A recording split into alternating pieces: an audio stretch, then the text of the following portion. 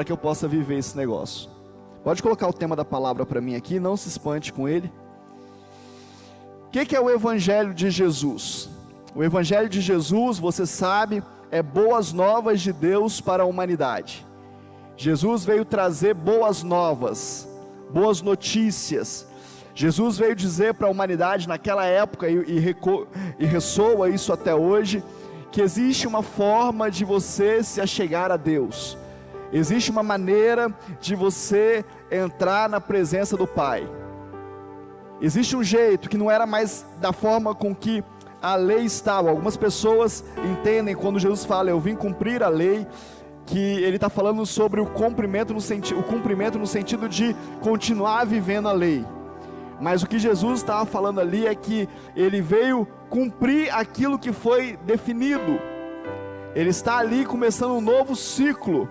E o que era para ser arrastado da lei foi arrastado, e o que não era para ser arrastado não foi arrastado. Jesus na figura de Isaac ali, Abraão na figura de Deus, Isaac sendo oferecido em sacrifício quando Deus o pediu, e disse, não precisa, eu vou providenciar. O que Deus está falando com a humanidade agora, com a vinda de Jesus, é que não precisa mais do sacrifício anual dos animais. O cordeiro vivo que desceu do céu agora, desceu e vai ser sacrificado por todos nós. Nisso se cumpriu a lei. Amém? Amém por isso? Glória a Deus por isso. Você consegue entender isso?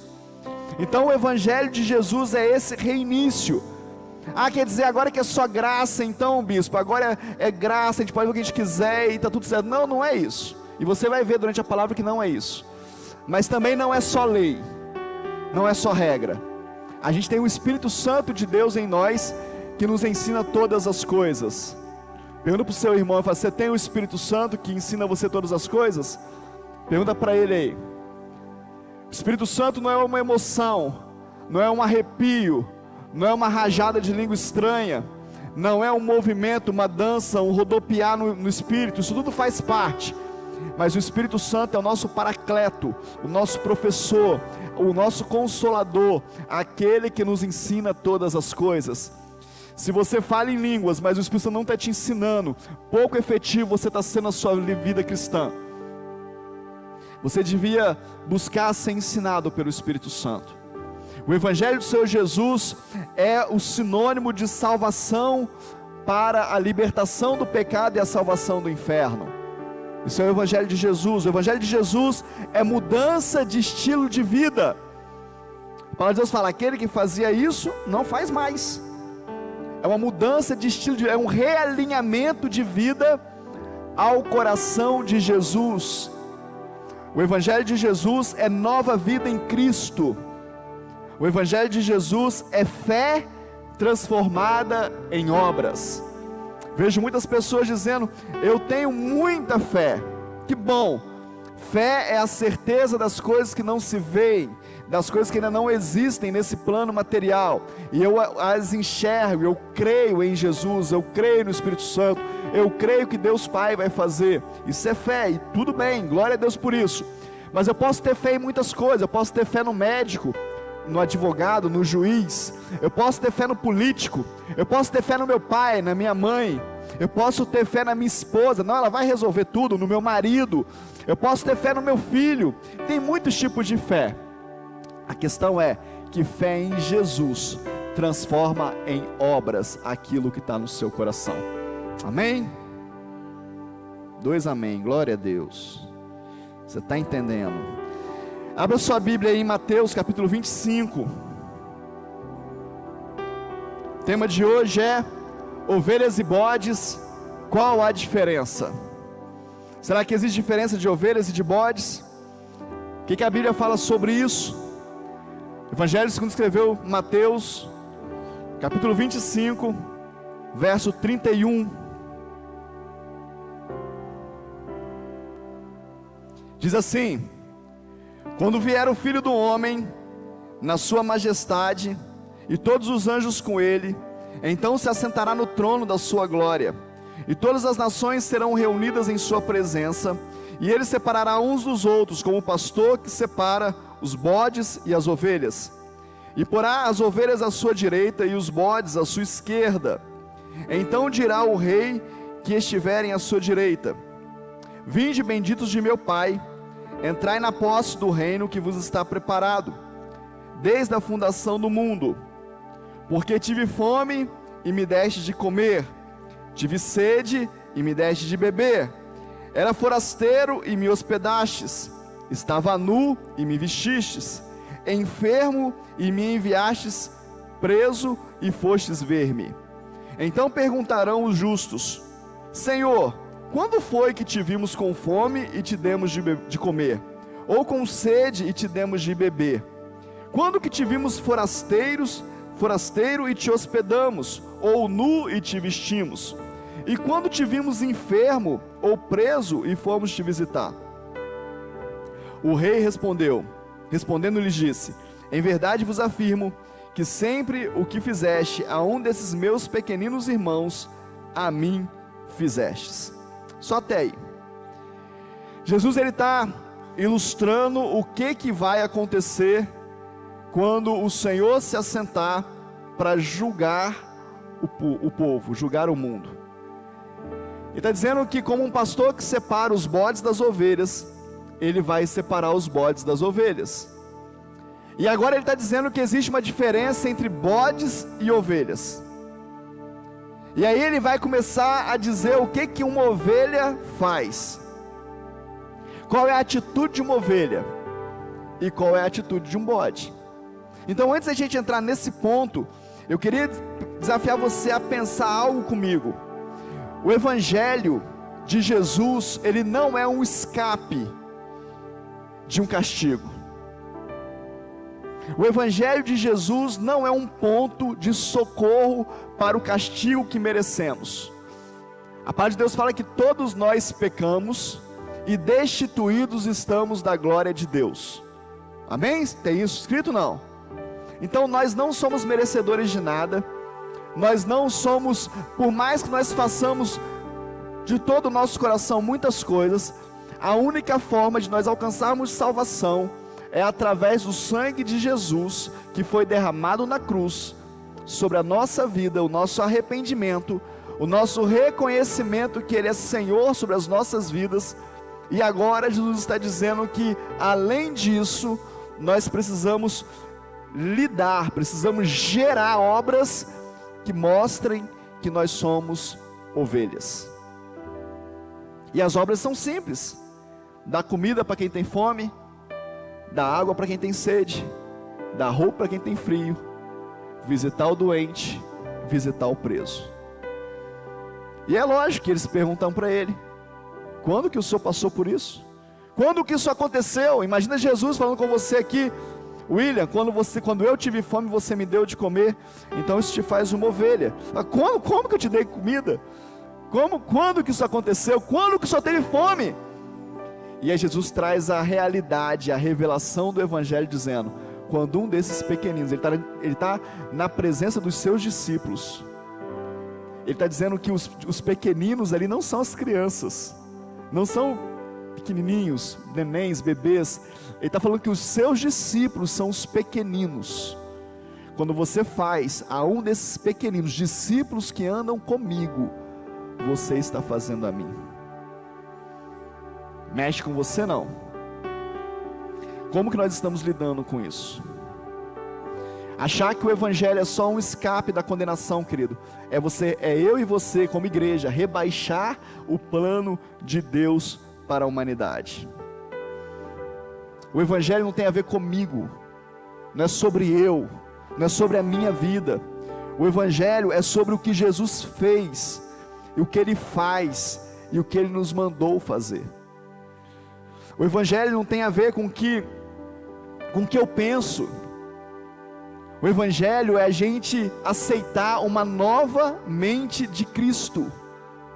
É Cristo em nós. E isso tem mexido muito comigo como pastor, porque eu vejo pessoas vivendo o Evangelho há anos, mas a mente não muda, a cabeça continua a mesma. É um Evangelho egoísta. É um Evangelho de quando eu estou com um problema, eu não saio do culto de oração. É um Evangelho de quando eu estou com alguma questão, eu não saio da igreja. É um Evangelho quando eu preciso de ajuda, eu procuro as pessoas. Mas não é um evangelho de quando eu estou bem, eu estou para orar por aqueles que estão precisando de ajuda. Mas não é um evangelho de quando eu tenho autoridade sobre um assunto, eu estou pronto a doar esse assunto a você. Nós estamos vivendo um evangelho, nós queremos mesas postas, mesas bonitas, igual a mesa de café de hoje, para os irmãos da integração, e é uma delícia fazer isso, é maravilhoso. Mas o que nós estamos trazendo para a mesa do Senhor?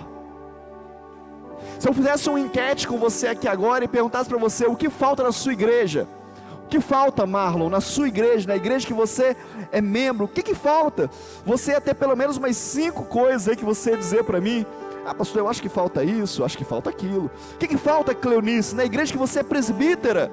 Ah, eu acho que falta isso, eu acho que falta aquilo. Todos nós temos uma lista de coisas que falta e falta mesmo. Mas deixa eu te dar uma revelação do céu. Sabe o que está faltando para a mesa?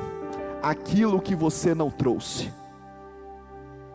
Sempre vai faltar aquilo que você não traz. Então o evangelho não tem a ver com o que a igreja pode nos oferecer. Nós não somos bebês carentes, bebês que estamos agora dependendo de uma palavra, e aí a palavra de domingo foi uma bênção, mas na segunda-feira eu não lembro nada dela. Eu encontro com alguém na praça da cidade na segunda-feira, alguém me avista e fala: ô pastor, tudo bem? E vem e pega na minha mão e me abraça, fala: que culto poderoso de ontem, que palavra, hein pastor? Eu falo: que bom, que bênção, foi bom para você? Foi. E aí eu inadvertidamente resolvo perguntar: mas o que foi que eu preguei? E a pessoa fala: foi bom. Aquele assunto, como é que é mesmo? Foi lá naquele texto. Como é que é mesmo, pastor? É que agora deu um branco, você sabe, vida agitada. Acontece com você também? Não. É porque nós estamos nos acostumando com o alimento espiritual de fast food. Nós estamos fazendo da igreja um Burger King, um McDonald's, onde nós enchemos na hora, mas quando chega ali fora nós já estamos esvaziados, porque o evangelho não está mudando o nosso estilo de pensamento. Nós ouvimos que o poder da palavra é transformador, mas ele não nos transforma. Nós ouvimos que Deus pode nos curar, mas ele não nos cura. Nós estamos na superficialidade da palavra. Nós estamos com as nossas frases de efeito, com os nossos telões, com os nossos jogos de luz, com o nosso teclado fazendo fundo para poder juntar e ligar tudo isso na nossa mente. Isso tudo é maravilhoso, mas o evangelho de Jesus não é sobre isso. O evangelho de Jesus é o que nós vamos fazer com isso. Do teu lado pode ter alguém cheio de fome, e talvez não cheio de fome de comida, mas fome de afeto, de abraço, de palavra. Você mais profundo com você, talvez na sua casa tem algum faminto que você ainda não percebeu. E a palavra do Senhor no livro da carta de 1 Timóteo capítulo 5 verso 8 diz: se alguém não tem cuidado dos seus, especialmente dos da própria casa, negou a fé e é pior do que o descrente. Se a sua esposa é carente de um cuidado seu como marido, e você não observa isso, a Bíblia diz, não sou eu que estou falando, eu acho você até legal, acho você até gente fina, mas a Bíblia diz que você é pior do que o descrente. Se o teu marido é carente de assuntos que você tem que supri-lo, e você é uma pessoa tão legal, uma mulher, uma senhora, uma jovem tão alegre, tão feliz, mas a Bíblia diz que você é pior do que o descrente. Nós não estamos querendo falar do que nós pensamos. Sabe por quê? A psicologia, a sociologia, a filosofia nos ensina que quando eu avalio você através da minha perspectiva. Então os defeitos que eu vou ver em você, eu vou ver por coisas, por uma visão, por uma lente que é minha. Mas a Bíblia nos vê através de uma cruz, onde foi derramado o sangue de Jesus, E o mesmo sangue que me leva à salvação também te leva à salvação. Então não é através da minha lente que eu vou dizer se você é bom ou se você é ruim. Eu só consigo dizer isso para mim, me expondo à palavra de Deus e olhando e dizendo: puxa vida, se a minha esposa está carente de mim, eu sou pior do que o descrente. Se os meus filhos são famintos, a Bíblia diz que eu sou pior do que o descrente. E aí eu preciso entender isso e decidir na minha vida como que eu quero viver, como que eu quero expressar essa obra, porque a palavra de Deus diz, se você observar aí, eu vou pegar o texto aqui, a partir do verso 40, diz assim, vai 41, então também dará aos que estiverem à sua esquerda: apartai-vos de mim, malditos, para o fogo eterno, preparado para o diabo e os seus anjos. Pois tive fome e não me deste de comer, tive sede e não me deste de beber, fui estrangeiro e não me acolheste, estive nu e não me vestiste, enfermo e preso e não me visitastes. Então eles perguntarão: Senhor, quando te vimos com fome, ou com sede, ou estrangeiro, ou nu, ou enfermo, ou preso, e não te servimos? Então ele responderá: em verdade vos digo que todas as vezes que deixardes de fazer a um desses pequeninos, deixaste de fazer a mim. Eu quero te fazer uma pergunta como igreja do Senhor Jesus: o que nós estamos deixando de fazer, igreja? Qual é a lacuna que nós estamos deixando de ocupar? Como família, como igreja, como povo de Deus. Essa é uma palavra de consciência. Naquele dia nós seremos ovelhas ou bodes, estaremos à direita ou à esquerda. Ouviremos: vinde benditos de meu Pai para o descanso eterno, ou ouviremos: apartai-vos de mim, malditos. Que tristeza será nós religiosos, frequentadores de uma igreja, ofertantes dessa igreja, mantenedores de um projeto, achando que estamos fazendo algo poderoso, mas o nosso egoísmo nos fará ouvir: apartai-vos de mim, malditos. Qual é o nosso lugar, igreja? E eu não estou aqui em cima, e isso me faz diferente de você. Eu faço essa pergunta para você e faço essa pergunta para mim, como pastor, como marido, como pai: o que eu vou ouvir do meu Senhor? A gente precisa sair do nosso egoísmo. E eu estou falando essa palavra, eu sei que essa palavra é uma palavra que mexe com a gente, né? Alguém ser chamado de egoísta, egoísta, mexe com a gente, mas é isso mesmo. O que você já tem para entregar? Nas 5, me perdoa, tá, Michael? Só porque você está de verde, bonito assim do meu lado, eu estou te pegando como exemplo. Mas desses 5 pontos aí que veio na sua mente, qual deles você pode começar a mexer hoje? Qual deles você pode, Cleonice, começar a mexer hoje? E dizer: eu não vou ser só apenas alguém que aponta, mas eu vou ser solução. Sabe qual que é a pior igreja, querido? Sabe qual que é a pior igreja da face da terra? É uma igreja balcão. Uma igreja onde nós colocamos um balcão aqui, e cada um vem e pede o que quer. A melhor igreja é a igreja onde todos nós somos responsáveis. G. Anderson chega para mim e fala: pastor, queimou a luz do banheiro. E eu respondo: troca. Pastor, tem uma cadeira quebrada. Compra outra, Léo. Pastor, precisa... resolve. Porque a igreja não é minha, a igreja é nossa. Nós somos a noiva de Cristo. E a noiva de Cristo não pode ter luz apagada no lugar que ela se arruma. Não pode ter cadeira quebrada no lugar que ela se assenta. Porque a cadeira não é noiva, mas você é. Amém? Você pode dar um glória a Deus por isso? O que nós vamos ouvir do Senhor? Tiago capítulo 2, verso 26, vai dizer assim: porque assim como o corpo sem espírito é morto, assim também a fé sem obra é morta. Você pode vir para o culto, querido, bater palma.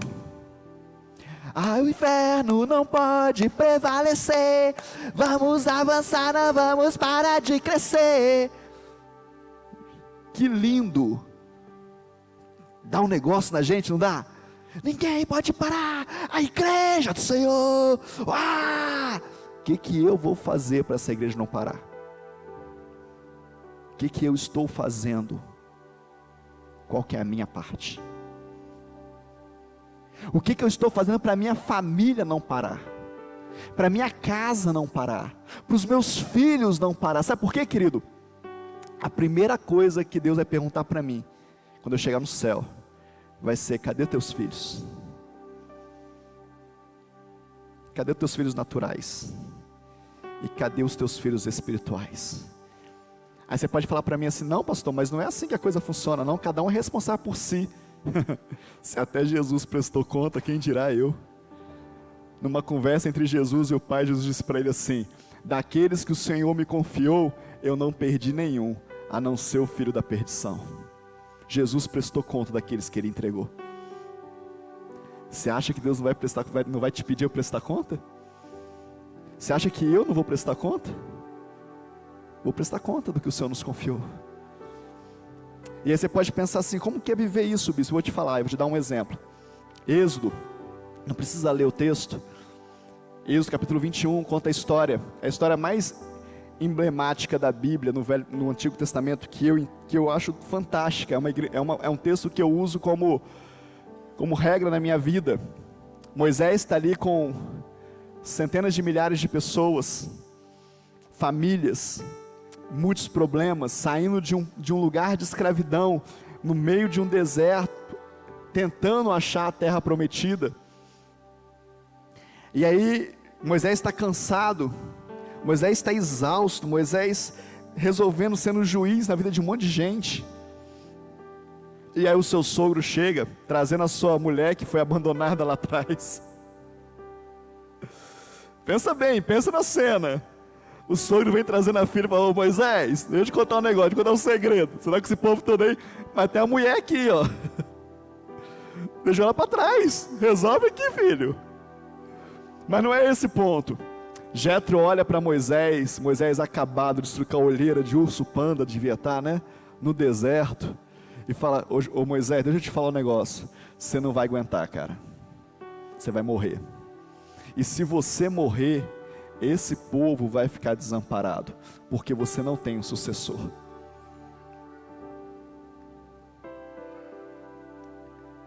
Meu espírito geme para dizer algo para você nessa hora.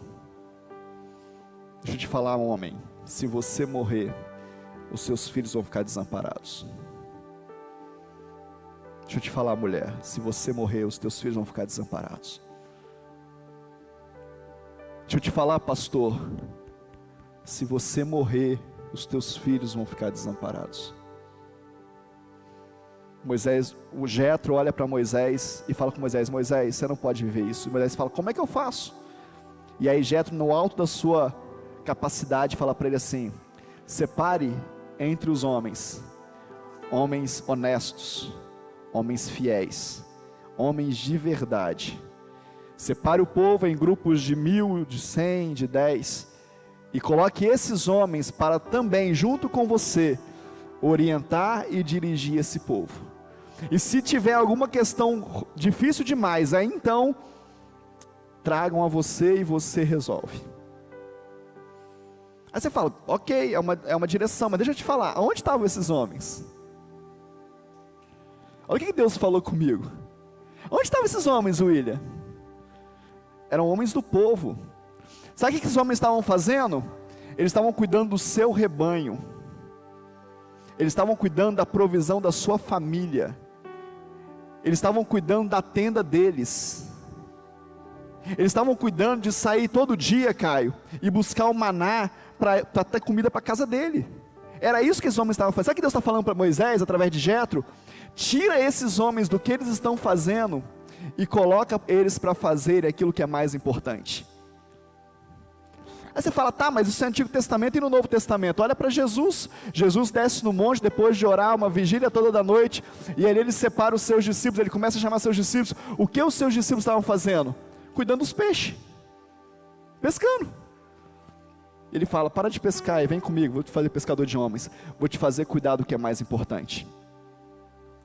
Eu estou falando para você, querido, estou dizendo para você que não tem nada mais importante na sua vida do que você cuidar das coisas de Deus.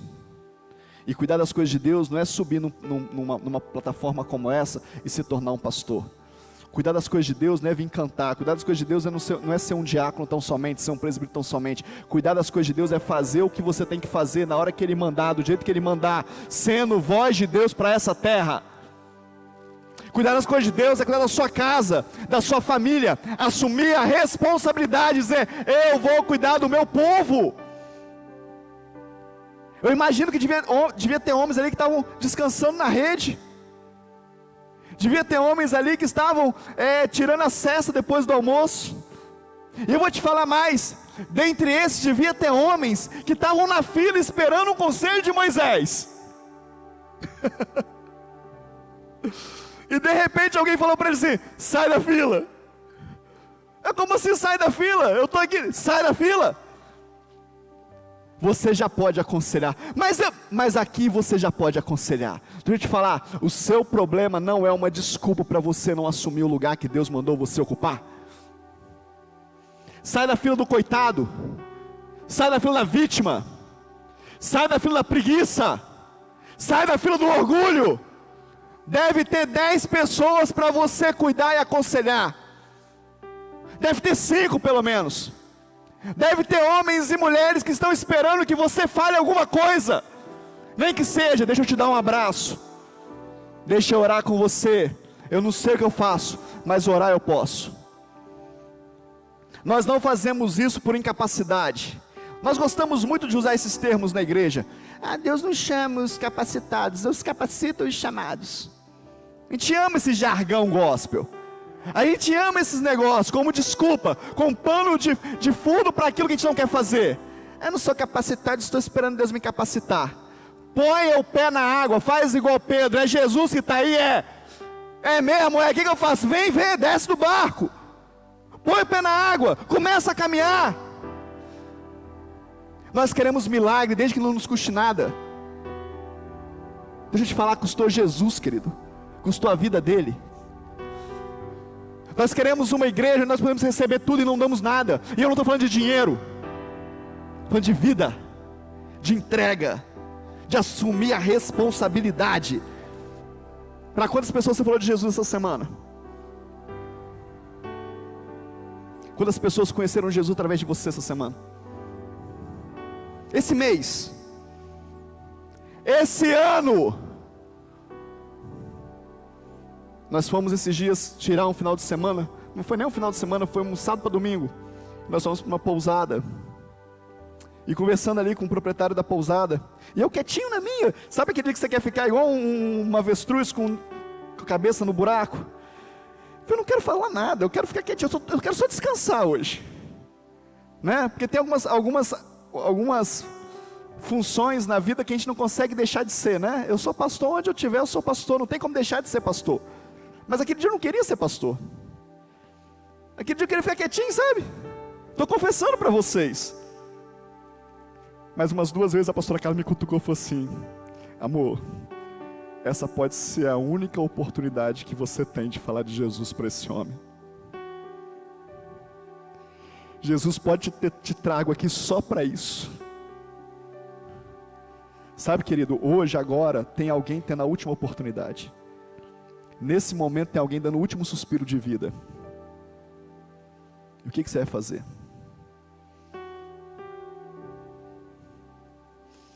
Como que nós vamos ser chamados no dia do Senhor? Ovelhas ou bodes? O que nós vamos entregar para o Senhor?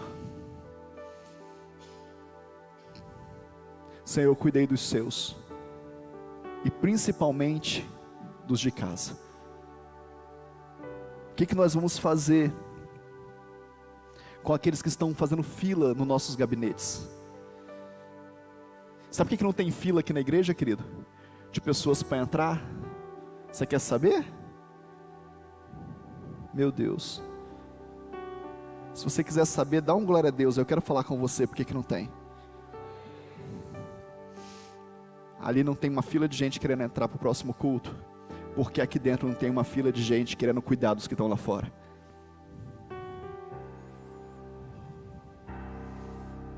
Sabe por que não tem uma fila de mendigos ali fora? Porque lá em cima não tem um celeiro abastado de comida para dar para eles. E Deus, Ele é responsável. Deus não é maluco. Deus, Ele dá para aqueles que se preparam para receber. A gente ora pelo crescimento da igreja. Ah, Senhor. Mas de verdade, querido, a gente até quer que a igreja cresça, mas a gente não quer que a igreja arrume problema. No dia que essa igreja começar a receber os mendigos, os drogados, as prostitutas, os travestis, no dia que essa igreja começar a receber os doentes, os leprosos, no dia que o nosso banheiro ficar sujo de tanta gente que foi lá dentro, que vomitou lá dentro, porque vieram embriagado para o culto, a gente vai começar a reclamar.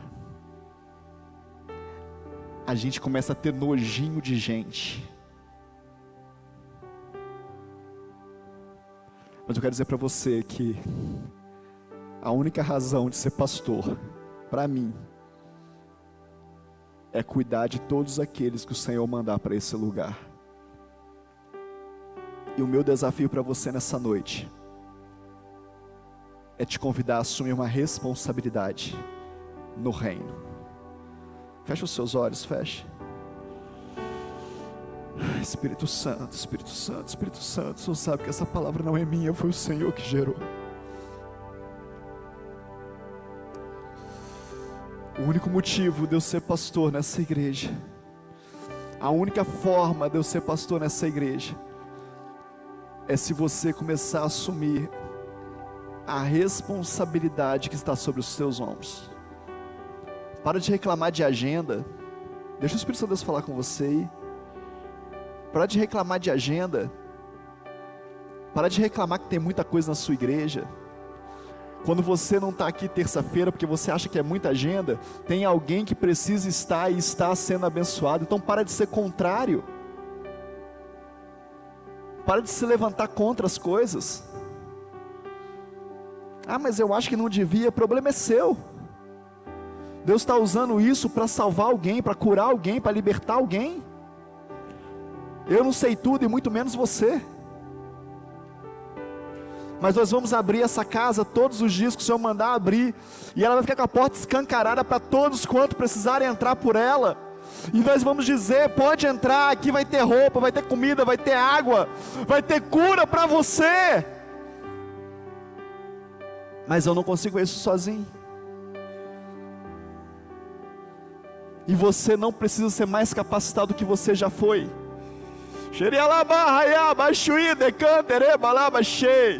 Você não precisa ser mais capacitado para fazer o que tem que fazer do que você já foi capacitado. Já existe uma glória de Deus em você, já existe uma unção de Deus em você, já existe uma autoridade de Deus em você. O que precisa acontecer é você abrir mão do egoísmo e parar de ser um consumidor das coisas de Deus, e se colocar como aquele menino com 5 pães e 2 peixes, que apesar de ser tudo o que ele tinha, ele entregou para que milhares de pessoas pudessem comer, e para que os discípulos pudessem ter um cesto cheio, e para que a história dele fosse registrada na eternidade. Não precisa ser muito, pode ser 5 pães e 2 peixinhos. Não precisa ser tanto. Se você tem tanto, então entrega tanto, mas pode ser que você não tenha.